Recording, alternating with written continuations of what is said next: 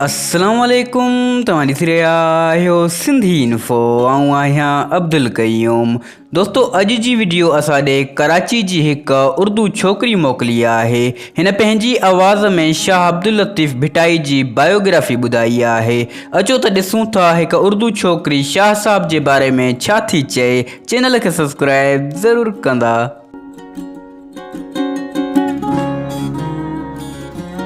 शाह साईं का ख़ानदान अफ़गानिस्तान से हिजरत करके सिंध में मुक़िम हुआ। वालिद का नाम सैयद हबीब शाह था, जिनका शुमार भी अपने दौर के पेशवाओं में होता है। शाह साईं की विलादत 1102 हिजरी 1690 ईस्वी हैदराबाद सिंध के कुछ फासले पर मटियारी ज़िले के कस्बे हाला हवेली में हुई। रिवायत में है कि शाह साईं के जिस्म पर अल्लाह का इस्म एक दिल की शक्ल में नमूदार था और इसमें रब्बी की ज़ियारत करने के लिए लोग कई मीलों से सफ़र करके यहाँ आते थे। जब ही सब ये कहते थे कि ये अल्लाह की निशानी है और आने वाले वक्त में एक अजीम औलिया बनकर इंसान ज़ात की खिदमत करेगा। शाह साहब की विलादत के बाद उनके वालिद अपने आबाई गांव छोड़कर कोठरी मुगल में आकर रहने लगे। शाह साहब ने वालदा से अरबी और वालिद से फारसी और सिंधी की तालीम हासिल की। 5 साल की उम्र में आपको तहसील इल्म के लिए भेजा गया। बास रिवायत में हमें ये भी मिलता है कि शाह साहब ने मकतबी तालीम हासिल नहीं की और सिवाय अलिफ यानी अल्लाह के नाम के बगैर कुछ नहीं पढ़ा। शाह साहब बचपन से ही तन्हाई पसंद थे। अल्लाह के ज़िक्र में मसरूफ़ अमल रहते थे। मुख्तलिफ दरख्तों के साए में बैठकर सिर्फ अल्लाह का ज़िक्र किया करते थे। फिर ऐसे ही दिन रात अय्याम बरस गुजरते रहे। तारीख रकम करने वालों ने शाह साईं को मद्देनज़र रखते हुए कुछ कहा है कि आप खूबसूरत शख्सियत के मालिक थे। आपका चेहरा मुबारक नूरानी और आँखें हमेशा झुकी होती थीं। आपका कद दरमियाना था और लिबास हमेशा सादा ज़ेब तन करते थे और अक्सर सियाह रंग के कपड़े पहनते थे और दस्ते मुबारक में एक तस्बीह हुआ करती थी और हमेशा लबों पर अल्लाह का जिक्र हुआ करता था।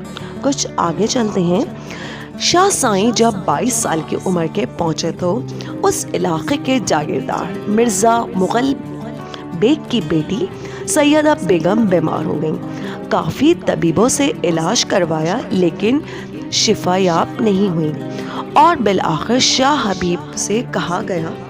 शाह हबीब बीमार थे, लिहाजा उन्होंने अपने बेटे शाह लतीफ़ को रवाना किया। शाह साहब ने सैयदा बेगम के हाथों पर हाथ रखा और दुआ फरमाई। अल्लाह के फजलो करम से सैयदा बेगम को शिफा नसीब हुई, लेकिन जब ये बात मुग़ल बेग को पसंद ना आई और वो शाह साईं का दुश्मन बन गया, लिहाजा उनको गांव छोड़ना पड़ा और उसी दिन से शाह साहब घर छोड़कर जोगियों और सन्यासों के साथ 3 साल तक दश्ते सफ़र रहे।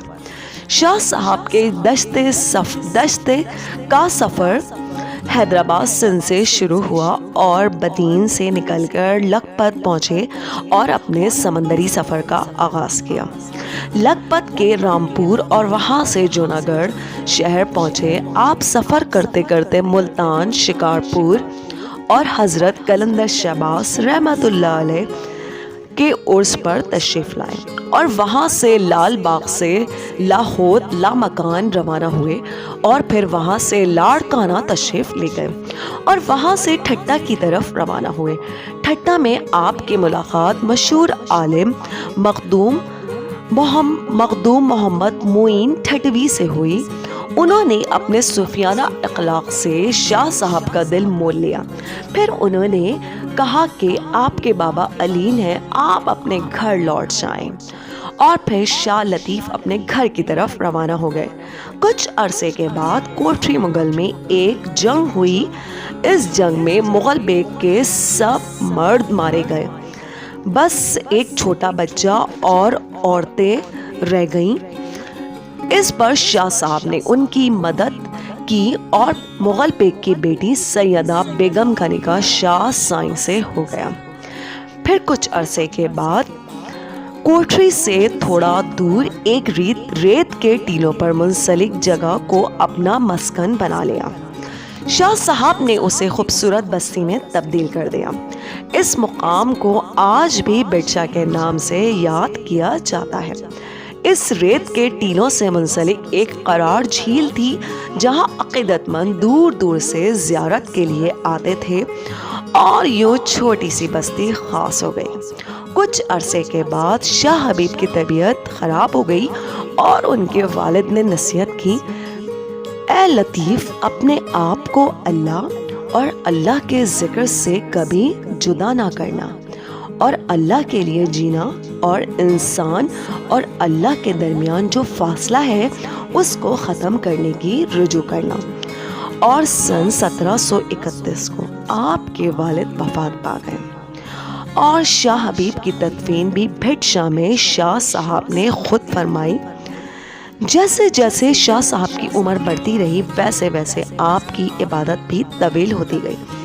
ایک مرتبہ خواہشات قلب کا اظہار کیا اور پیدل اللہ کے گھر کی طرف روانہ ہو گئے۔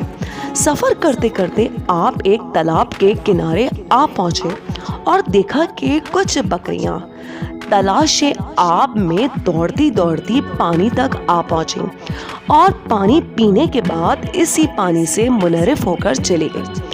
پھر جناب اس منظر کو دیکھ کر شاہ لطیف کی مبارک آنکھوں سے آب چشم بہنے لگے، اور آپ نے یہ سوچا کہ میرا بھی عشق اللہ اور اس کے رسول صلی اللہ علیہ وآلہ وسلم کی زیارت کے لیے کہیں کم نہ ہو جائے۔ بس اسی وقت سے آپ نے اپنے آپ کو اللہ کی طرف متوجہ کر دیا۔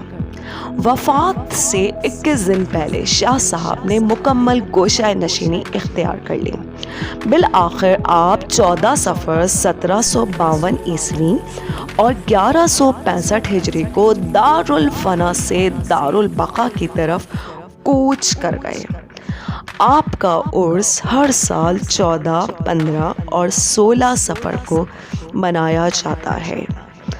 تمام عقیدت مند آپ کے مزار پر آتے ہیں اور فاتحہ خوانی کرتے ہیں اور تنبورے پر آپ کے مشہور نظمیں اور آپ کے شعروں کو یاد کیا جاتا ہے۔